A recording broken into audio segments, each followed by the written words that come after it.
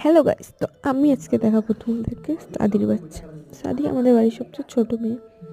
তার বাচ্চা এসে কিন্তু একেবারে বাচ্চা ঠান্ডার জন্য বাঁচতে পারিনি, তাই এইবার এই বাচ্চা দিয়েছে 5টা। তার 2টো মেয়ে 3টা ছেলে হয়েছে। সে প্রথমে ভাবছে আমি তার বাচ্চাকে নিতে যাচ্ছি, ওই জন্য আমাকে কেমন করে তাকাচ্ছিল। তারপরে আমি চলে আসলাম সাদির দিদি পিটুর বাচ্চার কাছে। এর 5টা বাচ্চা হয়েছিল, একটা বাচ্চা মারা গিয়েছে।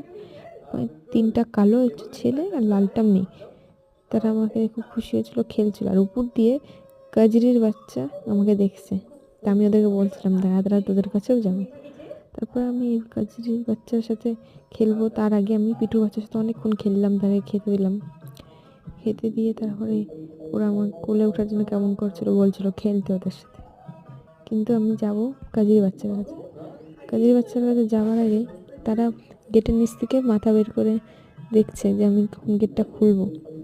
এটা খোলা মাত্রই তোমরা দেখতেই পাচ্ছ এরা আমার গায়ে কীভাবে লাফিয়ে পড়ছে। অনেকদিন পরে দেখছে। আসলে আমার তেমন এখানে আসা হয় না, মাই আসে তোকে খেতে দেয়। তারপরে আমি উপরে আসলাম, আসে তোকে খেতে দিলাম। খাবার ক্লিপটা নেওয়া হয়নি। তারপর আমি সাথে এরা খেলতে খেলতে এইদিকে চলে আসছে, দৌড়চ্ছে আমার সাথে। মানে এরাও কোলে ওঠার জন্য করছে। 7টা হয়েছে, 3টা মেয়ে আর 4টা ছেলে হয়েছে। এদের বয়স প্রায় 3 মাসের মতো। এরা সব খেলছে।